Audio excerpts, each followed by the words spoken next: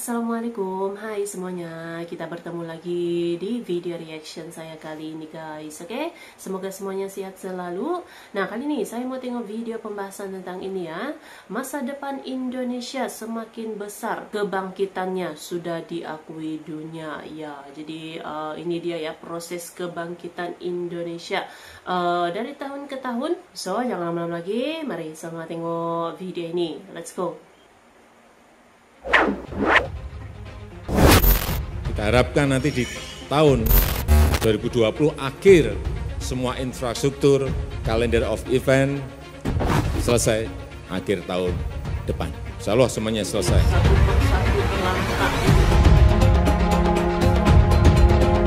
Kita memiliki Bali ya, tapi kita sekarang ini baru mengembangkan 10 Bali baru. Kita nggak tahu bahwa kita ini sakti. Kita taunya asik berkelahi, bicara perbedaan aja, jelek sana, jelek sini. Padahal kalau ini kita lola bersama-sama, itu membawa kesejahteraan pada bangsa ini. Yang kita fokus sekarang ini dalam 2 tahun ini hanya 5 dulu. Mana 5 yang baru yang sekarang kita kerjakan? 1, Mandalika. Yang kedua, Labuan Bajo. Yang ketiga, Borobudur.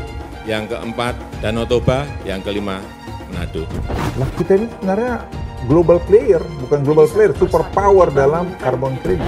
Dengan segmentasi yang berbeda-beda, sudah kita atur semuanya. Bulan Maret nanti, Yogyakarta International Airport juga sudah akan selesai 100%. Masa depan Indonesia dimulai dari era Jokowi. Sebelum kita lanjut, jangan lupa subscribe agar tidak ketinggalan info terbaru lainnya dari Poin. Desember kita akan mengajukan Omnibus Law untuk perpajakan, kemudian nanti di awal Januari kita akan mengajukan Omnibus Law untuk iklim investasi, yaitu Undang-Undang Cipta Lapangan Kerja. Indonesia merupakan negara kepulauan terbesar di dunia yang memiliki harta kekayaan alam yang sangat melimpah di dalamnya. Selain itu, Indonesia juga sangat diuntungkan oleh letak geografisnya yang dilintasi oleh garis khatulistiwa. Kekayaan alam yang dimiliki Indonesia berpotensi membawa negara yang berasaskan Pancasila itu menjadi negara besar di masa mendatang. Salah satu kekayaan alam yang dimiliki oleh Indonesia adalah keberagaman aneka tambang yang terbesar yang tersebar di seluruh Nusantara. Berdasarkan data dari Indonesia Mining Association, Indonesia menduduki peringkat ke-6 sebagai negara yang kaya akan sumber daya tambang, diantaranya minyak, gas alam, emas, timah, tembaga, dan juga nikel. Dengan kekayaan bahan tambangnya tersebut, membuat Indonesia masuk dalam 10 besar sebagai produsen barang tambang mentah di dunia. Seperti diketahui, Indonesia merupakan pemilik cadangan dan pengekspor nikel terbesar di dunia. Dikutip dari World Top Export, untuk barang nikel, Indonesia menduduki peringkat pertama dengan nilai ekspor sebesar $628 atau 21,5% dari total ekspor di dunia. Mengingat besarnya cadangan nikel di Indonesia, hal ini pun tak ingin disia-siakan oleh Presiden Jokowi. Ia memiliki ambisi untuk menjadikan Indonesia di masa depan sebagai produsen besar litium baterai di dunia. Dan saat ini, pemerintah tengah berupaya untuk membangun pabrik litium baterai di Morowali, Sulawesi Tengah, dengan bekerja sama antara Tiongkok dan Jepang.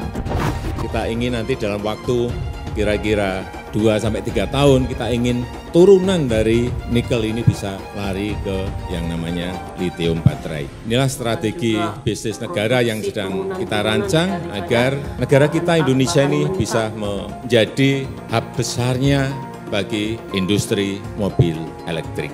Arahnya ke sana. Karena kita memiliki nikel, ada kobalt, mangan, dan bahan baku lainnya yang bisa dipakai oleh industri dalam rangka membangun litium baterai. Dan kita tahu Indonesia adalah memiliki cadangan nikel yang terbesar di dunia, nomor 1 di dunia. Ekonom PT Bank UOB Indonesia, Enrico Tanuwijaya memaparkan bahwa nikel adalah mineral yang sangat berharga di masa depan karena pesatnya perkembangan kendaraan listrik. Sebab, nikel merupakan salah satu logam terbesar dalam pembuatan baterai listrik dan baterai itu sendiri ibarat jantung dari revolusi mobil listrik.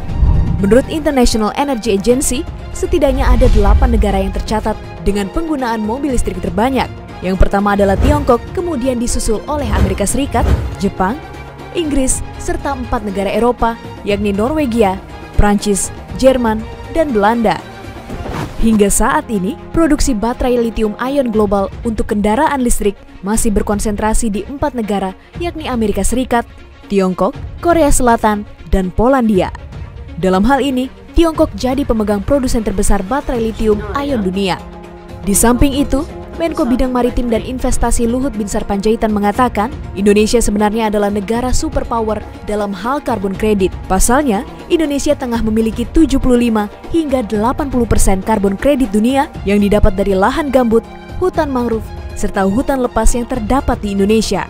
Menurutnya, karbon kredit ini sangat dibutuhkan oleh negara-negara maju di Eropa dan tidak banyak yang tahu bahwa sebenarnya bangsa Indonesia ini sakti. Kita kan punya karbon yang besar, ya karbon kredit kalau kita sebutkan, karena kita punya peatland yang gambut itu kira-kira 7,5 juta hektar yang masih bagus. Ada kita punya hutan 108 juta hektar. Kita punya juga tadi mangrove itu hampir 3,1 juta hektar, dan juga kita punya seagrass dan sebagainya.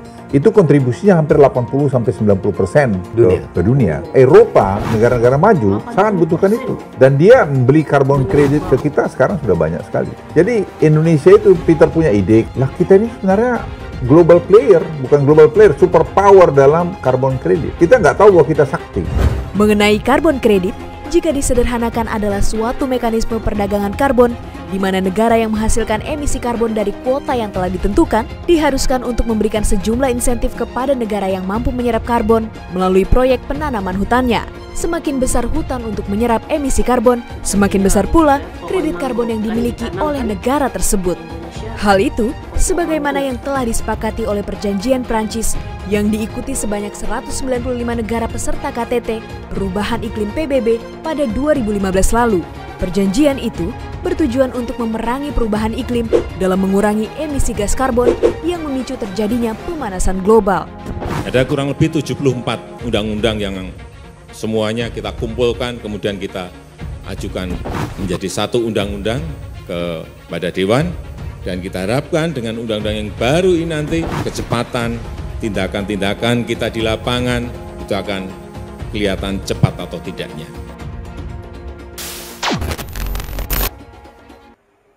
So guys, jadilah dia video pembahasannya ini. Jadi Indonesia sebenarnya super power gitu ya.